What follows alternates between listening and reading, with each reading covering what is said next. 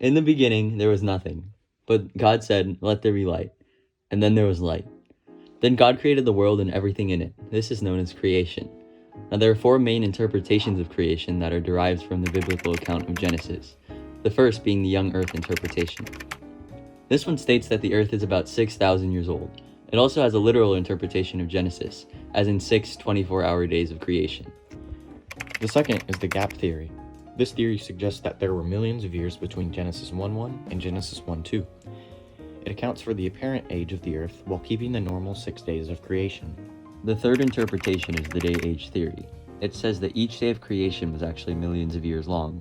It also says that there may have been an overlap between the multiple quote-unquote days or ages. Day-age theory, otherwise known as Yom, implies that creation took multiple millions of years.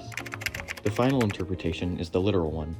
It corrects for potential clarifications of our translation to account for discrepancies between science and the Bible. This, however, is the least popular interpretation. But none of this really matters in relation to our faith. Our salvation in Jesus Christ does not depend on how old the earth is or how old we believe it to be. Anyways, let's jump back in. This is Adam. He's the first human ever created. He and God made a binding agreement called a covenant. The covenant between him and God was unconditional, meaning that no matter what Adam and his descendants did, God would keep his side of the covenant. God said that a descendant of Adam would defeat sin once and for all, but die in the process. As humans began to multiply in this new world, many areas became inhabited, specifically an area called the Fertile Crescent. Now if we zoom in here, you can see the river on top is called the Tigris River. The bottom one is the Euphrates. Many empires and cities were built in this area because of the water source, which almost all civilizations settled around. So we get rid of these big names here. You can see the first empire we'll look at. This one is called Sumer. It's a loose collection of cities in Mesopotamia on the Persian Gulf. The next one is called Akkad. Akkad took up a majority of Mesopotamia, and even some of the leaders were worshipped as gods. If we pan slightly to the left, we can see the Amorite Empire. This is where Abram, soon to be Abraham, would be born. He would later travel to Haran. This is Abraham. He was a patriarch, which is the male head of a tribe or family line. God chose to bless Abraham's family in order to bring about the Messianic king. God promised Abraham 5 blessings to ensure this. He said, "I will make you into a great nation. I will make your name great. I will bless those who bless you and curse those who curse you. All the peoples on the earth will be blessed through you." And he gave Abraham the promised land of Canaan. During Abram's lifetime, many technological advancements were being made in Mesopotamia. These include cuneiform writing, wheels for transportation, irrigation systems, bricks for building, and sundials for the tracking of time. About 500 years following Abraham's time, the wandering nation of Israel became enslaved by the powerful Egyptians. From these Israelite slaves, Moses was born and raised. He was called by God to lead the oppressed Israelites out of Egypt. In order to rescue Israel, God sent plagues against Egypt to soften Pharaoh's heart.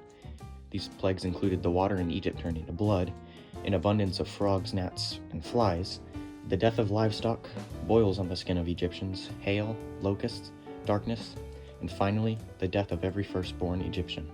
So Pharaoh softened his heart. During their journey to Canaan, the land promised by God, Moses stops at Mount Sinai to receive the law in the form of the 10 Commandments written on stone tablets.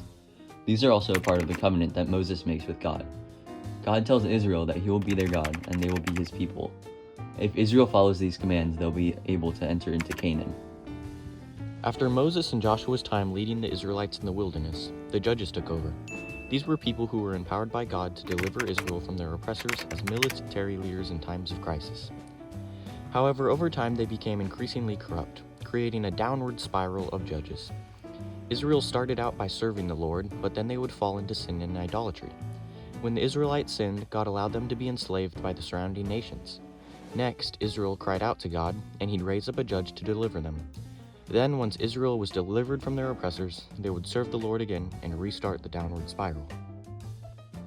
Once the nation of Israel became established in the land of Canaan, the people wanted a king like the other nations around them. God appointed 3 main kings of the united Israel. The first king was Saul, who did what was evil in God's sight. He was chosen by the people because of his physique and strong military leadership, and God reluctantly appointed him. The second was David. He's often called a man after God's own heart, and for a good reason. He did what was right in God's eyes, with the exception of one incident where he murdered the husband of a woman he loved. When David tried to build God's temple, God instead offered a covenant, an unconditional one at that. God said he'd provide Israel with a home where they wouldn't be disturbed, and evil nations wouldn't oppress them. He'd also make David's name famous, give him rest from his own enemies, and from his family line would form a dynasty that would end with the Messiah.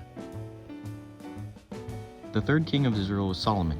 He did what was right in his youth, but sinned against the Lord in his old age. When he was first chosen as king, he asked God for wisdom, as opposed to riches or worldly things. Because of this, God gave him wisdom and much, much more. Solomon expanded the kingdom of Israel further than any other king had. His wisdom was so abundant that he wrote a whole book containing it. Despite his affairs with several hundreds of women in his later years, he constructed the temple for God's presence to dwell in and among his people. As Solomon's son Rehoboam continued to overtax and overwork the people, Jeroboam and 9 tribes of Israel rebelled against him. This left the tribes of Benjamin and Judah under the rule of Rehoboam as Judah. After 200 years of Israel's disobedience under ungodly kings, God allows Israel to be conquered by the Assyrians and sent into exile. Because of the few righteous kings who did what was right, God allowed Judah to last about 120 years longer than Israel, before being conquered by the Babylonians and brought into exile. In the process, Solomon's temple and Jerusalem were destroyed. After 50 years in exile, one of the Israelites who was a cupbearer to the king, Nehemiah, was invited to return to Judah with the rest of the exiles. They returned to their destroyed homeland and started to rebuild what had been demolished. Nehemiah and the other Israelite exiles began to rebuild the second temple for God.